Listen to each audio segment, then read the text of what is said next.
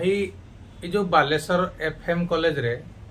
जो घटनाटी घटी आम सौम्याश्री भौणीकर जो पेट्रोल ढाली पोड़ी हो जाती मरी जाते तेणुकी परिवार विषय बापा विषय पदे कहूँ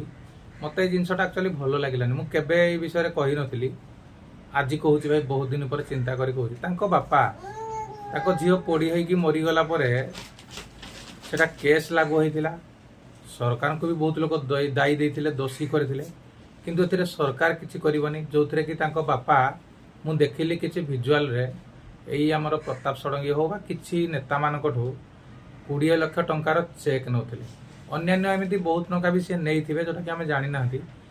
20 लाख टंकार सी झील को बिक्री करदे एमती बापा माँ भाई भौणी जदि मिसिकी सब टंका ने केस को छाड़ी देकी टंकार बिक्री हो ताहले तो बहुत झील एमती पोड़ी होगी मरीजे एथिरे सरकार कौन कर सरकार कहीं दोष दौरान आपण मैंने सरकार तो कौन सी दोष ना सरकार तो चाहूँ प्रकृत दोषी को दंड देवाई तेणु कि आपण मैंने ये जो टंकार बिक्री हो जाती सौम्याश्री भौणीर बापा परी